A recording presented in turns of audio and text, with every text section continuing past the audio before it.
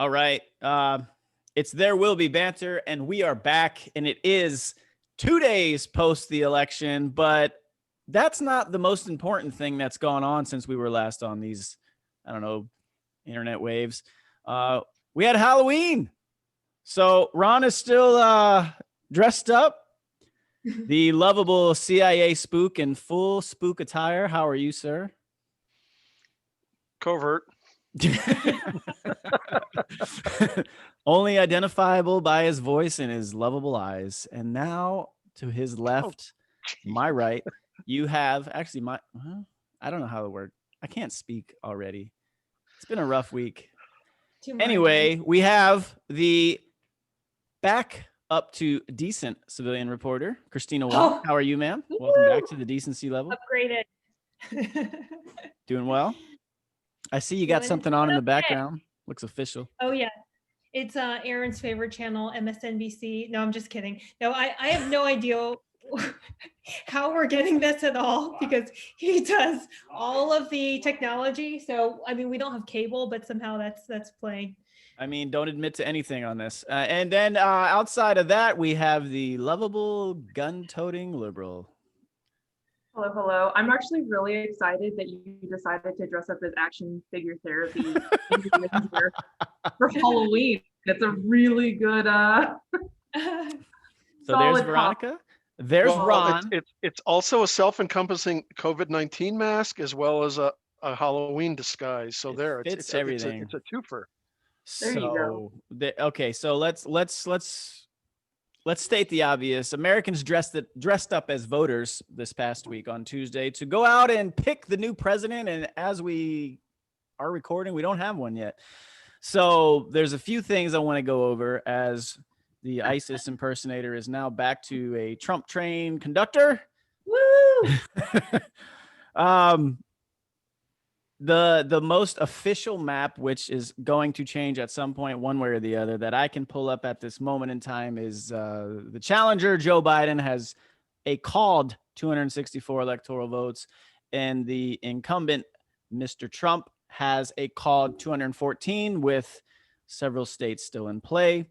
And that is what I wanted to highlight first as I run down this, because we're still dealing with counts going on in Wisconsin, Georgia, Michigan, Nevada, Arizona, and Pennsylvania. As it relates to Wisconsin, so this is what would trigger a recount. And so I'm just going to briefly run through that, and then we'll get Kristina's take if there's anything I left out or glossed over. But for the state of Wisconsin, you have to finish within 1%. Currently, that is within 0.7%. Georgia, you must be within 0.5%. That's got to definitely happen because they're within 0.1%. It's very close in Georgia. Michigan, you must be within 2 points. That doesn't look as likely as of right now. That's at 2.7%. And then Nevada, which is interesting because Nevada, any losing candidate within 3 days of certification of the results can request it. So that's currently within 0.9%.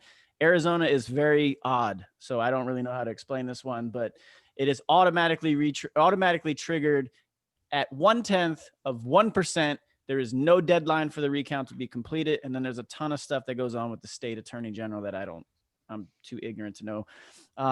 Now, Pennsylvania is where it gets really interesting because they're currently, it only has to be within 0.5% to be automatically triggered.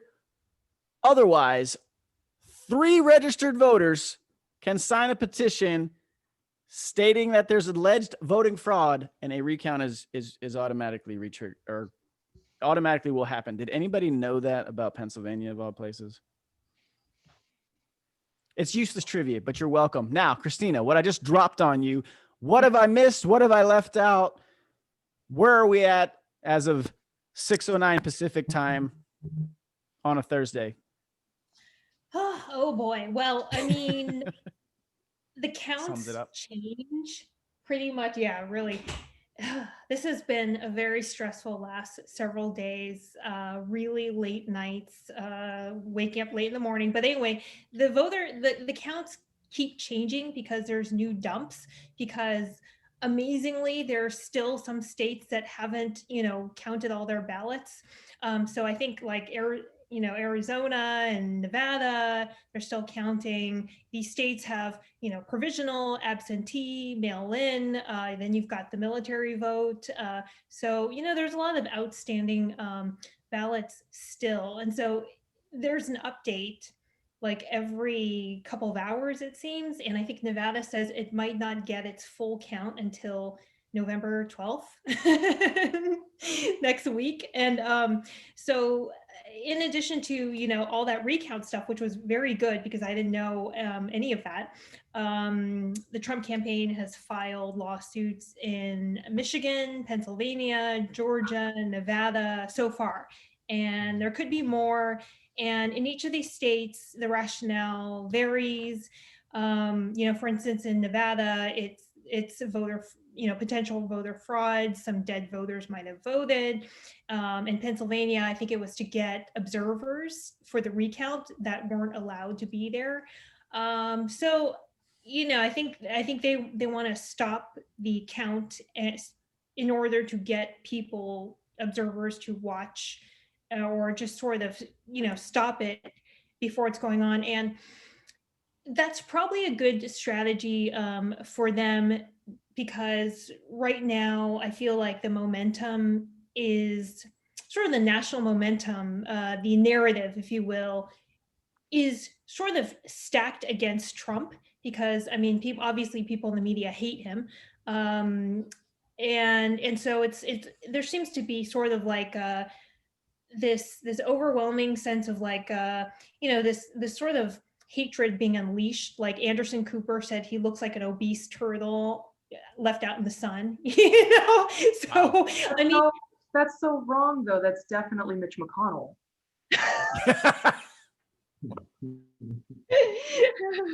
That's really funny, actually. Yeah.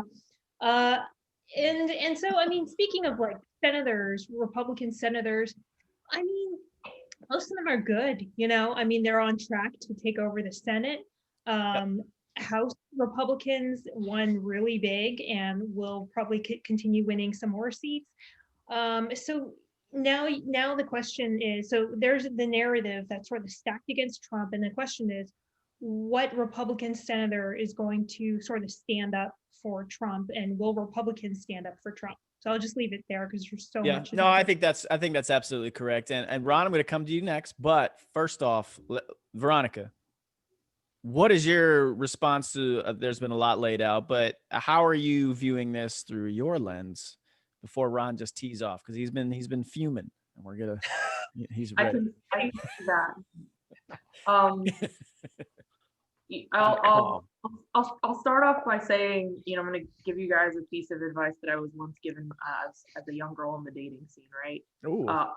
All red, no flags look red when you're wearing rose tinted glasses, right? And I think that's kind of how things look in the Trump administration to me, with a lot of his supporters. Now, mind you, I don't like Biden, so I'm going to just keep reiterating that. I feel like I need to keep repeating. Yes, that's been established. Not a fan. Broken record, right? Right.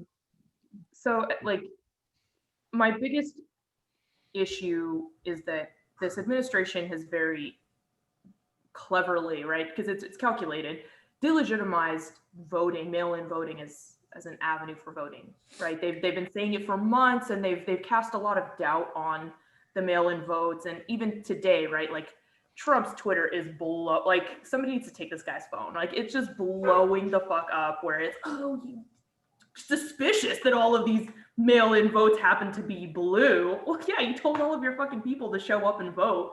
They didn't vote via mail. Like how's that surprising? If you tell people not to vote via mail and show up in person, which is exactly what happened, and the majority of the votes that are now being counted for the mail-in ballots are overwhelmingly blue, like there's no fucking surprise there. Like the fact that he's surprised surprises me at this point, or that anybody's surprised, really, right? And this is not meant to be a jab at you, Kristina. I always find the phrase like people in the media, right? Because like technically you're in a media outlet, you're media, right? Like you work in a media platform. This is a media platform, right? Like not everybody hates Trump. It's just there are a lot of people that overwhelmingly don't like him. And I find the irony in the fact that this is always understood when it's not your candidate. you know, that I remember all of the anger and just vitriol when Obama was president from the right. And, you know, it was this like, fuck this guy, he's the worst, we hate him, I can't wait till this guy's out of office. And, you know, now you have the other side that very strongly feels that Trump has not done a good job these last 4 years.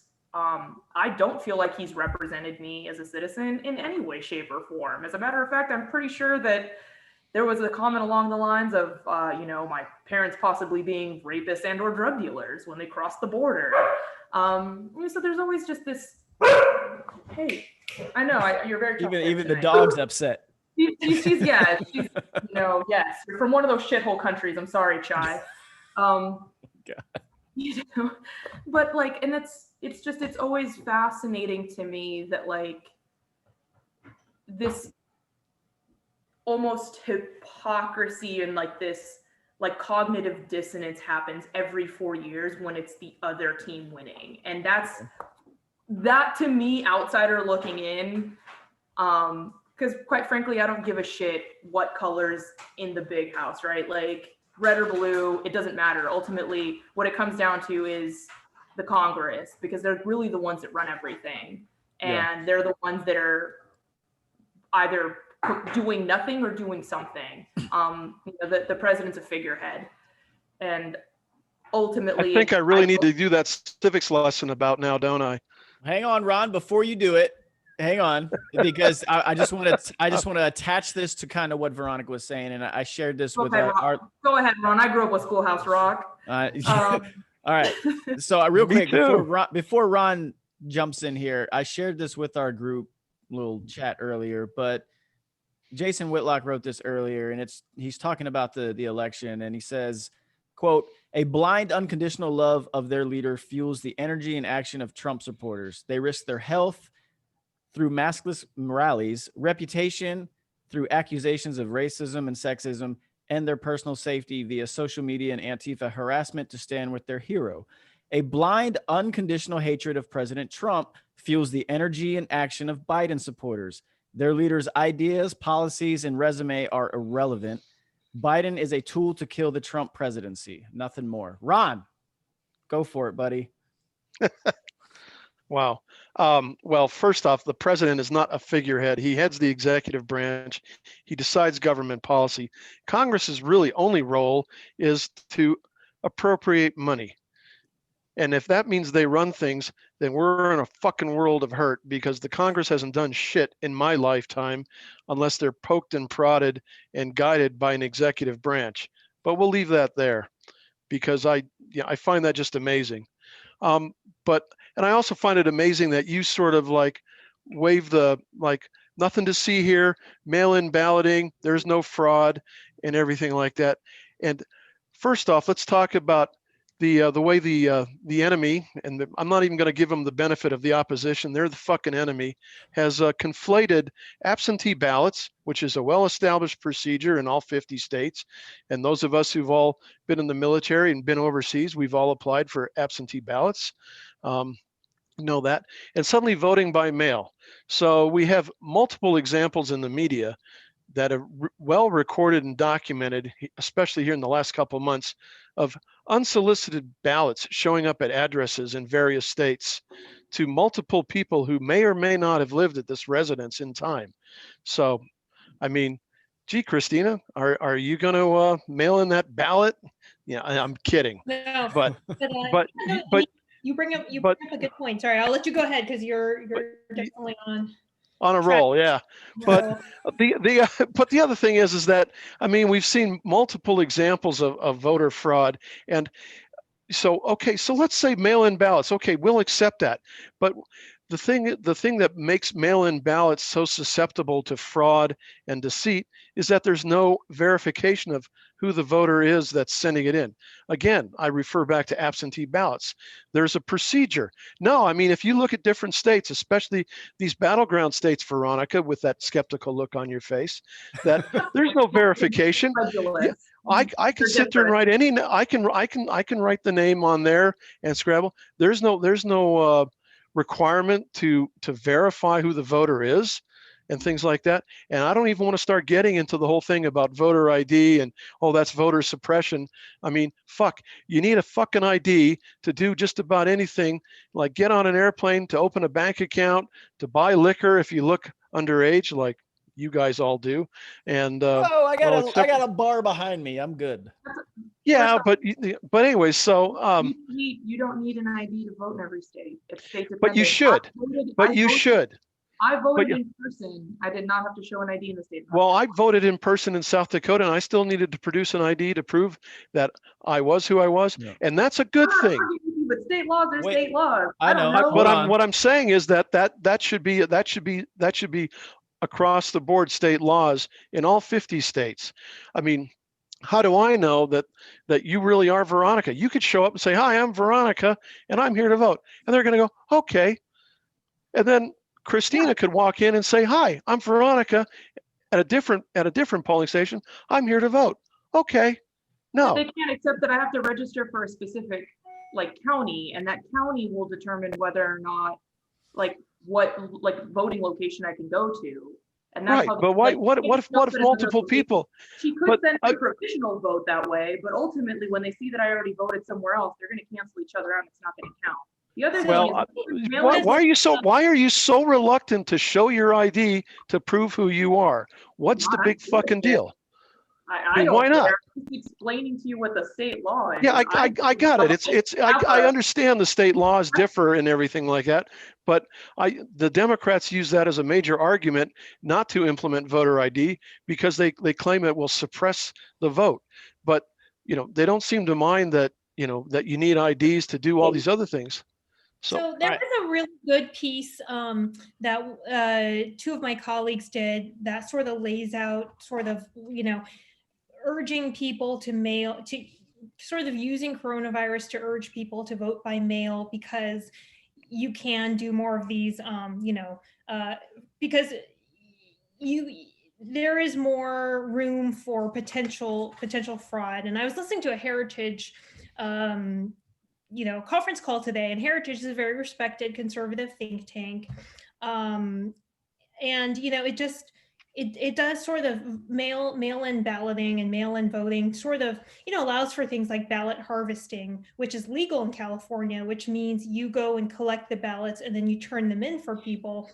And I wonder if that's kind of what happened with some of the states where we saw huge, dumps, and so it's just, I'm very skeptical about things that sound conspiratorial in general. So I've been very careful to not tweet anything that I'm not sure about, but I'm not a voting expert. Yeah. However, I think there's so many things that do look somewhat suspicious. And there was this guy, I think his Twitter handle's Essential Fleckus or something. I don't know if you guys saw it, but essentially he posted an example of a 108-year-old man named I did see that, Terry Bradley or William Bradley. And he said, go try this for yourself. Go to this website. I think it was Michigan or something. Put in this person's name, put in his birth date. And it said he registered, I think October 2nd, and he voted, and he's 108 years old. I don't know, maybe he's alive and he actually did vote, but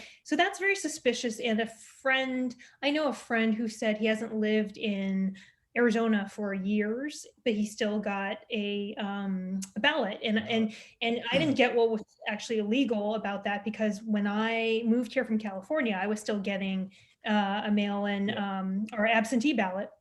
I think it was maybe 2 years after I had come. So maybe that there's a window or something, but he was like, "Are you kidding? That's illegal." And he actually is he's not a Trump supporter, but he didn't vote for some reason, but he said if he did, that would have been illegal.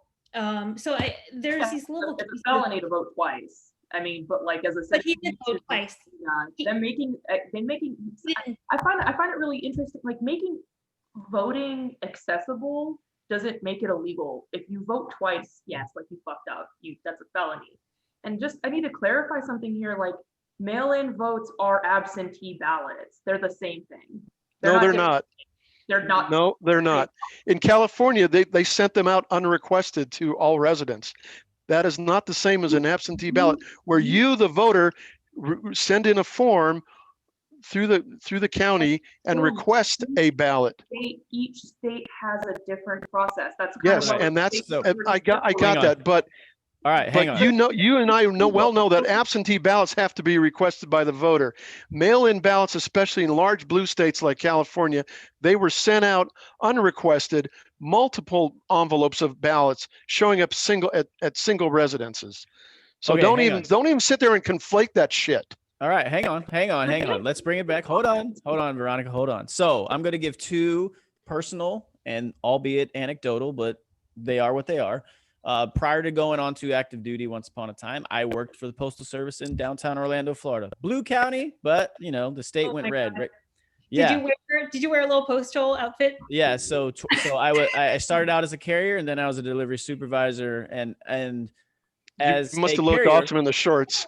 They're in such good shape. Honestly, I see postal workers, walking around. Yeah, I had the walking route. My routes were like 8 to 9 miles a day. So anyway, when it comes to voting, when it comes to collecting the ballots, that is one of the most scrutinized things outside of registered mail. It's very controlled and accounted for at every step along the way. So I can say that for at least the Orlando area where I was at. Now, the second thing is I live in California currently.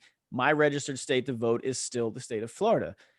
When I requested my Orange County absentee ballot before I ever moved from to California, I had to go to my supervisor of elections in downtown Orlando in Orange County and put my signature on file as proof of who I was. So when I requested my ballot and I signed it after I closed it up to mail it off, you have to seal it and sign it with your signature. And in order for that vote to count, which I have gone on and verified that my ballot was counted, my signature had to match the signature that's on file.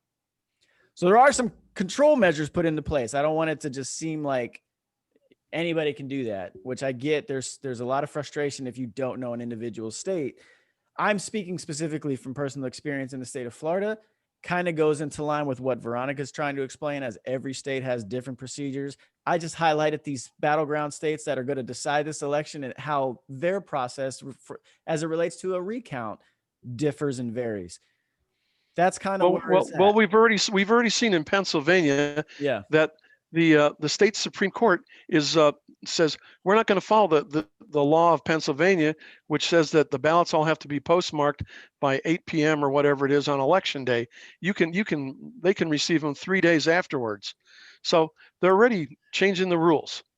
And I know, Kristina, you don't believe in conspiracies, but if it walks like a duck, it quacks like a duck, it's probably not a goose. But so here Trump's leading in all these battleground states. Yeah, it was ironic. It was ironic. I wouldn't call it ironic. I would call it shady.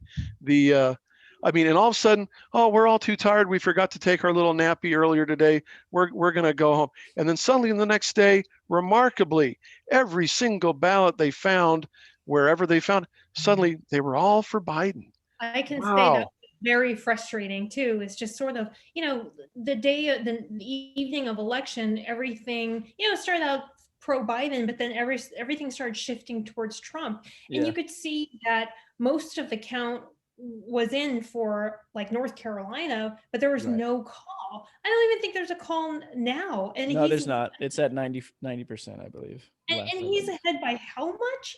So it was. So North Carolina, he's currently ahead by about 70,000, and they're 94% reporting. Yeah, and you just kind of saw these percentages get stuck, and a lot of places haven't even called, Arizona for Trump, for Biden yet. But of course, Fox News took a lot of flack because they were so early, and so that was sort of, there was just the process just seems like there's something wrong here. What you're tap dancing around, Kristina, is that the American public is losing faith in the institutions that hold us together, that hold this country together. I got it. We're always expecting a little bit of cheating here and there, that Tammany Hall thing going on, but we expect elections to be free and fair.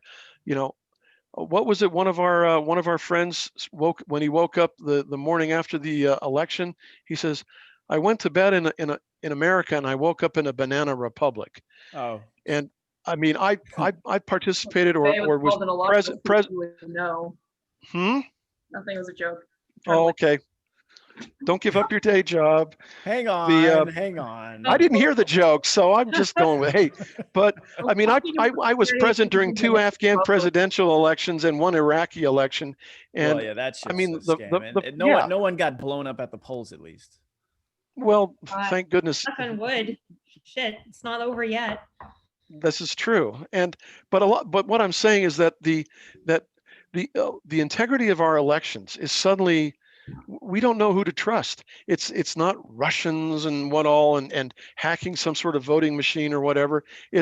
We're seeing observers, ballot observers in Philadelphia denied access, or once they're in, escorted out of the ballot counting by police. We're seeing ballots literally miraculously being discovered and found. You alluded earlier, Kristina, to the Republicans gaining seats in the House and maybe holding the Senate. Well, some of those gains that the Republicans are making in the House, I think they're going to be mirages, because a former Green Beret won a House seat in Virginia, and suddenly they found a whole bunch of votes on a thumb drive, a fucking thumb drive. That did happen. If you'll recall, California, 2018, the Republicans were trumpeting the election. in Orange County. The election of the first Korean American Congresswoman, Republican. 6 days later, because of ballot harvesting, because they a bunch of people got together, those little shoe elves got together and ripped up and made a bunch of ballots up. She was no longer the Congresswoman elect. And we're seeing a lot of that happening, I suspect, right now with a lot of seats. Same with the Senate. The Senate, the majority, we had 3. It's so slim that I think they're gonna push it. At the moment it's 48-48. Yeah, but I'm talking about before, right? But before the election, they just need to eliminate three Republican seats and gain those for them, and at least that's a tie. And then with Harris sitting in the big chair, it's hey, and I know y'all, I know y'all are skeptical, the 3 of you are all, but I really fucking worry that this is the last even hint of an election in this country. And I know you're thinking I'm going to go off on some QAnon rant or some Alex Jones bullshit or whatever, but I'm serious. I don't fucking worry about Biden. He's a senile old man who'll do whatever his handlers tell him to do.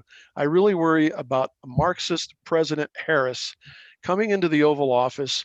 She's fucking greedy beyond belief for power, and she will rule with an iron fist. She will brook no disagreement.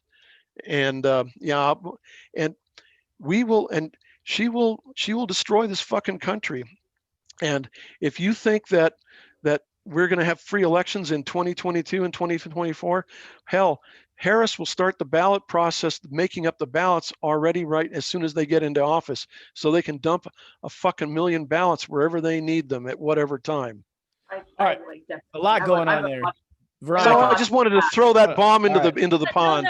Let's let Veronika. It's time. Go ahead. Yeah. It's okay. I'll talk after you. Oh, okay. I mean, I feel what Ron is saying.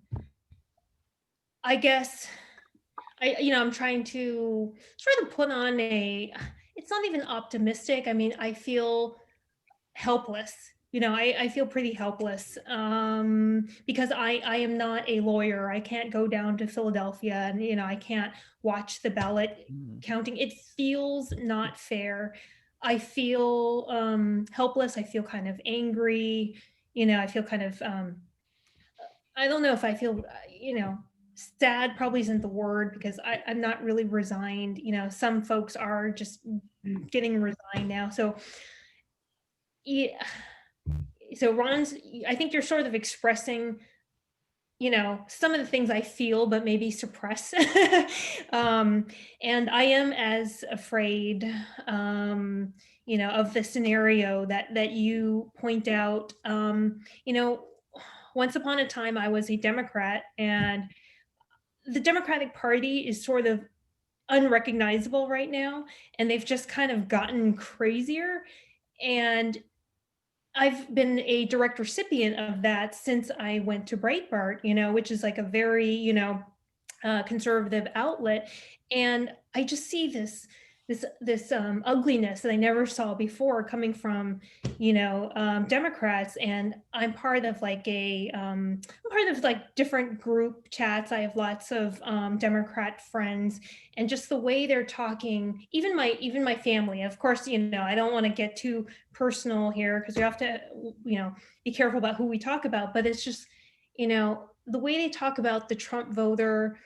One person even posted a photo of like a guy missing teeth, and it just really kind of is a little heartbreaking, because my parents voted for Trump, and they've got good reason. My mom's family escaped communism, and the way a lot of the Democratic Party has gone is just openly socialist. And I used to think that was a crazy buzzword, but I see that there's a lot of support for socialism. There's growing support for socialism. And I just see the ugliness kind of coming out, and I fear it's just going to get uglier. If Biden wins, then you'll have a very angry left, angry at Biden, but also it's just going to all come out. And so I do fear that. And there's a lot of people already saying, and I pull up, some tabs of celebrities and people, just they're saying, like Josh Gad, who was Olaf in Frozen. He said, America has shown itself to be dangerously racist and pathetic. And then you have Wesley Snipes saying, Oh, that guy didn't even pay his fucking taxes. I don't want to hear what fucking Wesley Snipes. But what about Robert Reich saying we all need to go to re-education camps and reconciliation commissions and what all? Right. And then, so it's like people that we once thought were normal and maybe once looked up to, they've just gone, crazy. And so and I see a lot of friends on the left saying like they're heartbroken. So they assume that Biden's going to win, but they say they're heartbroken because they see how many of their friends are racist, or it's just I don't know. We're not woke enough for them. All right, yeah. So okay, Veronika, I know you've had a lot to take in over the last 10, 12 minutes or so. So have at it. All right, so I'll start off with just some quick fact checking here, and then I'll go into like personal opinion, right? So just to educate the listeners, in the state of California specifically, because they were brought up, and that is my home state. I haven't lived there in 15 years, but it is what it is. Everybody, because of the coronavirus, was sent, every eligible voter in the state of California was sent a mail-in ballot. From the website, pursuant to Executive Order N-64-20, all registered voters will be sent a vote by mail ballot for the November 3rd general election. Registered voters do not have to apply for the vote by mail ballot for this election. Instead of going to the polls on election day, you may vote by using the mail-in ballot. After you have voted, insert your ballot into the envelope provided, making sure you complete all required information on the envelope. You may return your ballot by these means: mailing it, returning it in person, dropping it into one of your county's ballot drop boxes, or authorizing someone to return the ballot on your behalf. When your vote by mail ballot is received by your county elections official, your signature on the return envelope will be compared to a signature on your voter registration card to ensure they match. To preserve the secrecy of your ballot, the ballot will then be separated from the envelope and it will be tallied. So if you chose not to vote with the mail-in ballot that was sent to you automatically, you had to bring your unused ballot, your unused vote by mail ballot, to your local polling place anytime between 7 a.m. and 8 p.m. on election day and give it to a poll worker who will exchange it for a polling place ballot you can use instead. If you do not bring your vote by mail ballot with you, you won't lose your opportunity to vote at a polling place, but a poll worker will provide you with a provisional ballot. So of all of the things, that's how California is doing it, since they were specifically brought up in this. I also find it really interesting that like there's this, it's easier to believe that there's like this Democratic conspiracy. And again, I don't identify as a Democrat. I've identified as an independent forever. But that there's this like Democratic conspiracy that they're like, somehow managed to rig the election countrywide.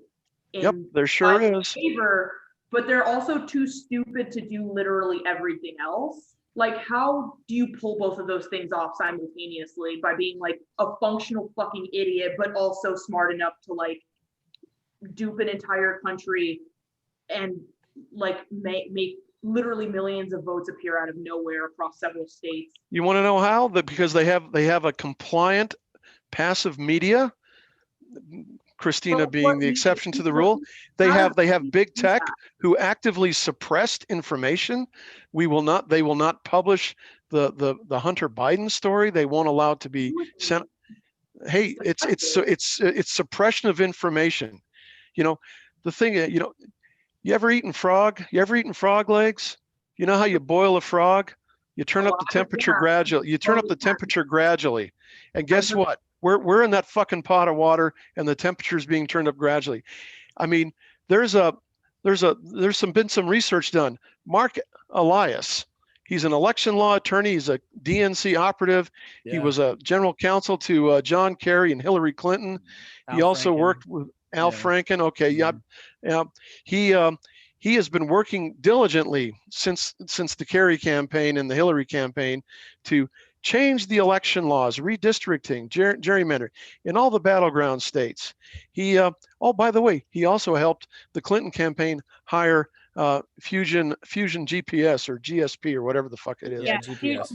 So, that doesn't, I mean, but all of this is like a bunch of circumstantial shit that has nothing to do with what I just said. Well, but you sit there and say there's no conspiracy, and I think there is. I think there's a conspiracy between big tech. I mean, then why did Facebook ban the hashtag Stop the Steal group for spreading quote unquote conspiracy theories? Over 350,000.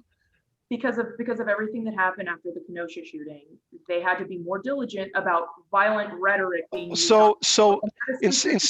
There's no violent rhetoric in Stop the Steal. It was the call for violence on the No, it's not a call for violence. It's a stop the steal to stop the counting and get some decent election ballots counted. On the comment threads, and that's exactly why is it that Twitter then puts on little little notes at the bottom of anything when you address election counting, and they say, it's learn more about election security and how ballots are counted and things like that. We are actively being suppressed. We are actively being manipulated, and we are in danger of losing our freedoms, our republic. And if you don't believe that, you fucking can stay in North Carolina, live there, and live your life, go about your business and everything like that. And you're going to wake up one fucking morning and you're going to be in fucking Venezuela. And oh, by the way, you always like to bring up your folks and stuff like that. Well, my parents are fucking immigrants too. My parents escaped from the Soviet occupied zone of Germany after the war. So I don't want, I know about communism. I know about war and revolution firsthand, having been in the Balkans. I don't want to hear no shit about there's no fucking conspiracy. It's a fucking conspiracy to destroy us. And if you don't believe that, fine, then don't. You're a gun-toting liberal. You can protect yourself. Good on you. Yeah, I'm a pretty fucking good shot. Well, me too, but I don't think your shot can reach all the way to fucking Montana. All right, let's. No, I'm sorry, Eric. No, I'm sorry, Eric. Okay. No, this needs to be fucking said. You shut me fucking down this morning in the group chat, and now you're fucking trying to shut me down again. I'm not trying to shut you down. I'm trying to let other people speak, Ron. All right, fine. Fucking speak, people, but it better fucking make sense, and you better fucking start singing the Star Spangled fucking Banner. In English or Spanish? In English. This is a fucking English-speaking country, and don't you fucking forget it. Anyway, so the other thing I was going to say before I was interrupted is that— Rudely, I might add. Yes. There's a difference between a postmark date and an arrival date on the ballots. They can arrive up to November 12th. They have to be postmarked before a certain date. As long as they're postmarked before a certain date, the ballots will be counted. In California. In like countrywide. You said earlier in this broadcast, every state has different rules. Now you suddenly say everywhere? No. I know Every that state has I know different North rules. Carolina. I know North Carolina for a fact is new every. You know, Okay. I'm not an election expert again, and you know, I'm not the best versed on this, but you know, lawyers, Democratic lawyers have pushed for things like an extension of getting in the ballots. You know, that's a little suspect. And they talk loudly about potential voter suppression and, you know, in the preceding days to the election. But there's little things that I mean, Ron, when you said they've worked this whole year, you brought up Mark Elias. He's a sneaky shit. I mean, he manufactured the effing, you know, sorry for not going full bore, you know. That's all right. I took enough F-bombs for everybody. A lot of F-bombs coming from the Black Hills. But I mean, you know, all of this 3 years ago, I might have thought that you were crazy, but it's like, you know, after covering the P dossier, you know, and Russian collusion and just and the media's complicity in it, you know, I feel like there is a you know, there is an effort to get Trump out by any means. So I don't put it past anyone to actually engage in fraud. I think the Trump campaign has to show that fraud or evidence of fraud, and we'll see in the in the next week or so. But yeah, I mean, there's been a lot of groundwork. I mean, so I read an article a while ago, but after 2000, after that contested election, Democrats put a lot of effort into getting Democratic judges and prosecutors in place so that it could never happen again. I mean, Democrats, they play the long game. And so they have been working, you know, in advance to make sure the you know, vote by mail thing was in place. And, you know, honestly, 3 years ago, I would have been like, you know, but I just can't, I can't sit here and like provide evidence, but you know, I don't think what you're saying. What's the concern here? You guys got 3 Supreme Court justices, so if it is fraud, then you're good, right? Like, well, the problem is that it has to go there, but right now Right. you've got like But that's not a good thing for our country. You know, I know you're pretty young, but I remember Al Gore, and I'm not trying to sound patronizing, but you know, the election 2000. I mean, you know, you probably December really didn't give a 12th shit. is when that was wrapped up. I remember. Yeah, but I voted. the hanging chads and all that shit. Here's an interesting little factoid for you. The Al Gore campaign tried to negate all the military absentee ballots. They didn't want those counted. But, you know, and there was a lot of thing about, you know, George Bush, they hadn't quite coalesced around the narrative of, you know, an illegitimate president and things like that. And I honestly think if 9/11 hadn't happened, George Bush would have had a less than exciting first term. It would have been pretty mundane. I mean, he was just sort of going through the motions, but the nation was pretty distraught. I mean, it was unnerving. And to have the Supreme Court, the 9 wise men and women of the Supreme Court decide a national election, it shouldn't have to go there. It should be decided freely and fairly on election night. I mean, suddenly we can't count ballots anymore. You know, suddenly it's too hard. Why is Trump going and tweeting "stop the count," knowing that tomorrow Georgia is counting the military absentee ballots? He wants to stop the count because there's strong indications. They're getting strong indications, you know, that ballots are being manufactured. Well, and suddenly appearing at ballot counting centers. Go ahead, Christine. Sorry. That kind of goes back to the narrative thing that I'm talking about. It's like, if you have any kind of, you know, the closer you get to a count, and if a state is declared, it's really hard to walk it back. You know, like I think Fox News, like they did as of with Arizona, in the last hour or so, I think is the only one that's called Arizona for Trump, and they refuse to walk it back because then their credibility's on the line, and everyone credibility's already shot. That's true. Oh, I could go on about that, but I try not to criticize fellow journalists. But anyway, yeah. So it's kind of like, I think Trump wants his vote to stop because, you know, the narrative's already going to be against him because of pretty much, everyone who's in the media with, a blue check, I have one, but just throwing that Must out be there. nice. But, I'm in dark mode, so you have a white check as far as I'm concerned. oh yeah, it's all a white check, as Julio likes to tell us. It's a white check. White check. We're in dark mode. We don't go standard. But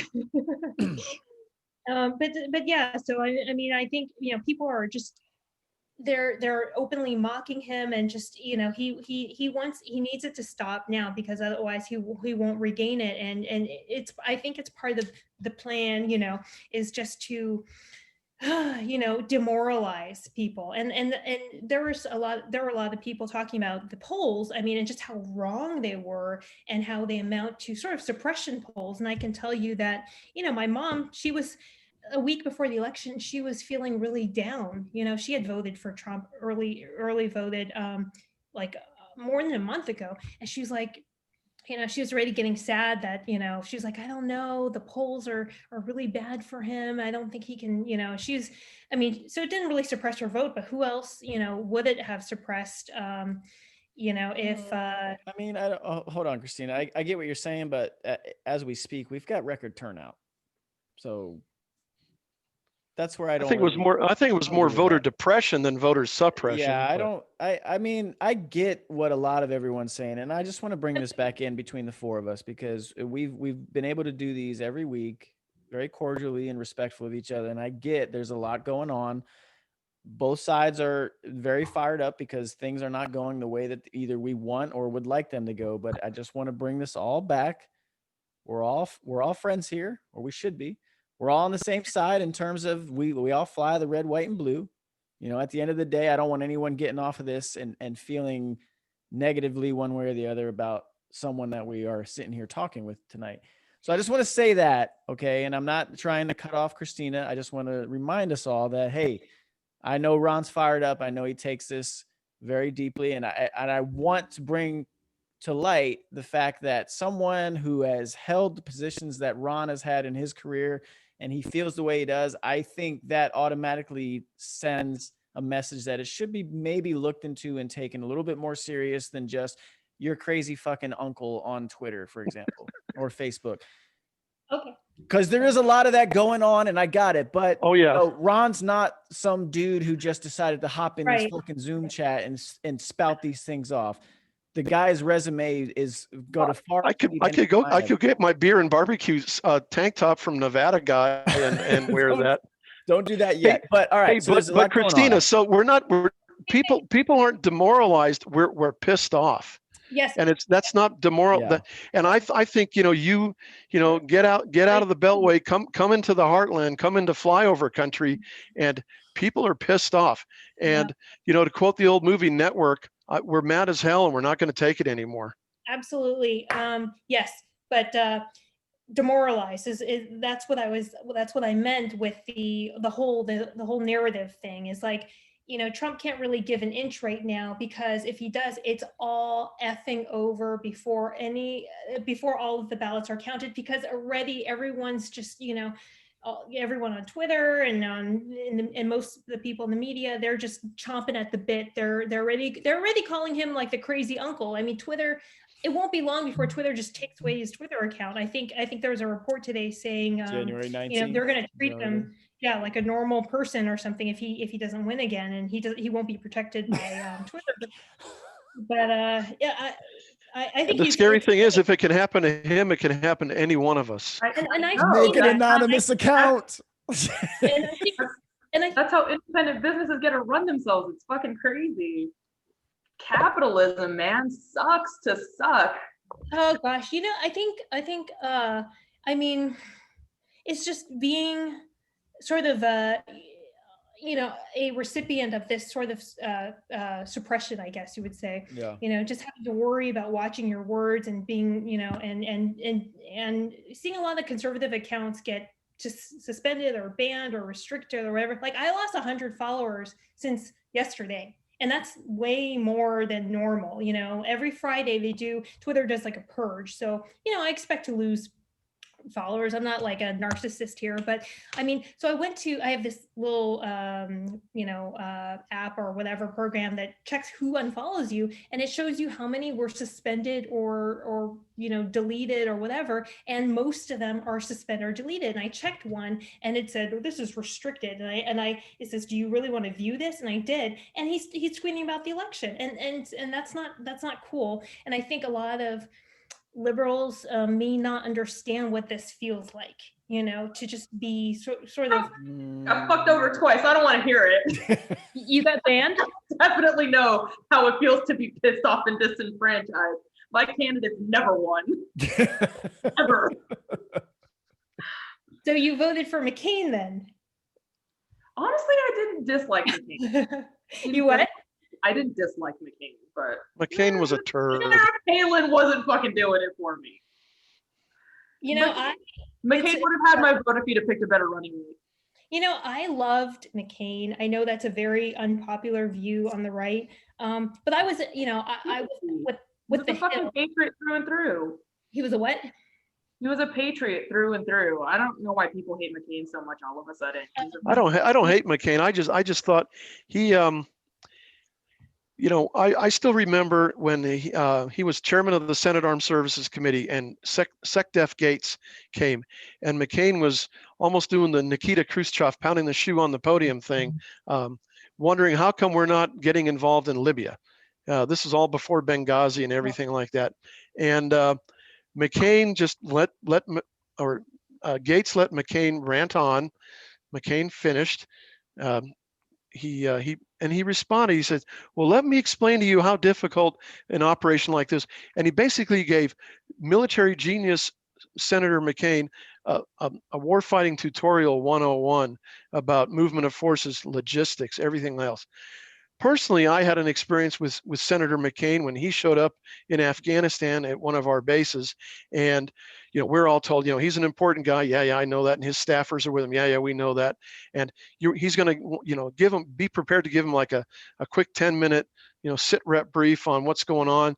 The 3 kilometers over there into Haqqani territory and stuff like that. Okay, cool. I can do network, that. If you haven't heard about that, good job, Ron. That in there. I like that. Yeah, well, and so I'm all prepared. I greet the senator. He gets off the Black Hawk, and he proceeds to lecture me about how to fight this war. And I'm just fucking looking at this guy, going, "Shut the fuck up! You don't have a fucking clue." I didn't say that. No, it's funny because I was with the media, and he sort of catered to us, he cultivated us, and he never met a camera he didn't like.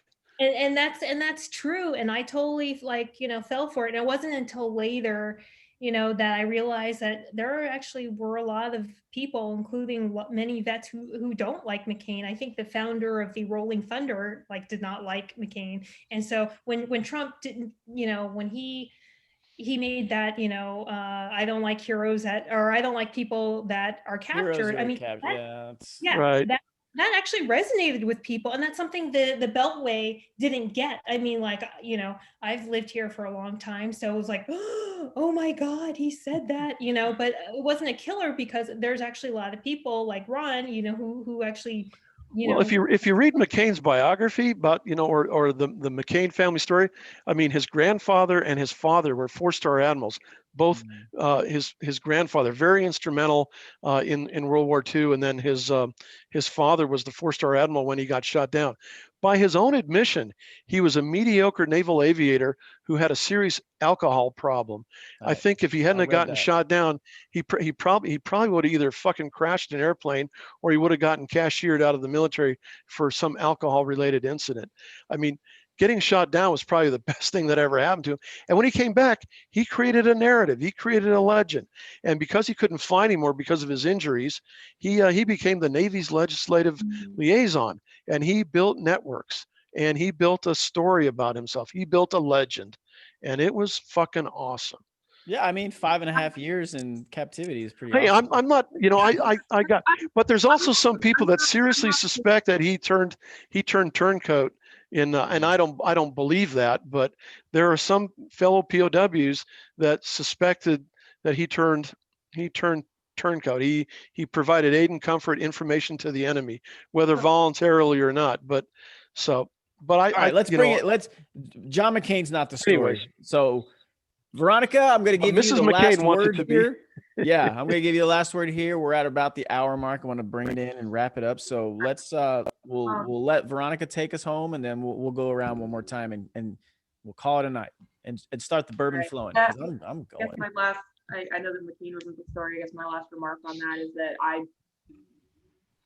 my service, I've been a FOBIT my whole military career. I wouldn't dare disparage somebody that spent any time in captivity, much less years, regardless of what the fuck he said or did. I don't know if I could spend 5 years having my fucking arms broken and rebroken and shit. So, and then to spend a lifetime in service to this country, period. Like, I'm not, other than that, I don't agree with all of McCain's politics, but at the end of the day, he was an American. He was a fucking service member. He did his time and he served it honorably, and may the man rest in peace. With that said, it's interesting to hear from the other side. I've never been a Trump supporter. I was really against, 2016 was a really hard year for me because I thought Hillary Clinton was a fucking shit. Like, she was to me, in my eyes, was a worse option than Biden. Yes. Worse. Correct. And in my heart of hearts, I would have, I didn't vote for her. I wrote in Bernie Sanders. I threw away my vote that year. So, sorry, Mom, I guess, whatever. But, to anybody listening that might be on my team, like, sorry, I threw away my vote that year. But this year for me, all of the things that you guys have said about feeling like this is where our democracy is hinging is very much how I feel about Trump winning again. This administration does not resonate with my values as an American. He doesn't speak to my love of this country and to my patriotism and to the resilience and to the heart and forgiveness and like the fucking compassion that has gotten us through a lot of really fucked up shit. And I mean, just in my very short lifetime on this earth, right? Ron, you've been here for centuries. I'm sure Jesus Christ was a really nice man. He was a great carpenter. He fixed this room up. Yeah. But like, and Eric, you've been here almost as long. Touche. I guess just for me, like I don't, like I said, I'm at a point in my life where I don't give a shit about these like super far right and super far left politics. Like, there needs to be more middle ground, and whoever the fuck is going to bring us there is the person that's going to have my backing. Like, there needs to be more in the center. There needs to be more compromise. We all have completely different backgrounds. We all have completely different feelings on the way everything should be done, but we're able to find enough middle ground to have these conversations week after week and to have a text message, a texting group, and to be able to, like, at the end of the day, find something in common for us to function as adults and to be able to speak respectfully, right? We get passionate, Ron. We get passionate about certain things. I got it, because we fucking love our country and we don't want to see this shit go to ruins. So ultimately, my take on this is, regardless of who wins this, and knowing that this is probably going to extend far into November, possibly even into December, with recounts and everything else, I don't really care about what happens in the White House at this point. I'm really hoping that we as people can find a little bit more grace to come into the middle and to be less fucking crazy. All of us, like everybody, because this has just gotten fucking bad.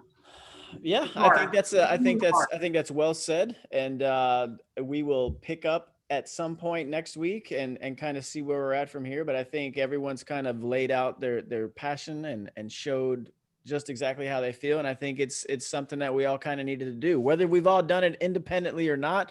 I don't know if everyone's vocalized it to friends or family out loud. I think this was a good sounding board to do so.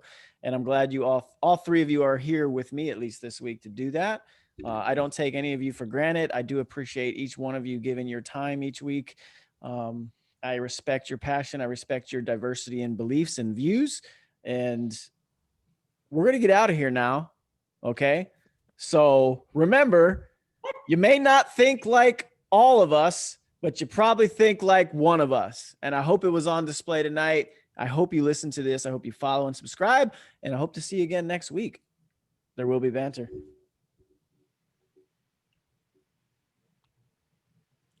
No, I'm fucking it up.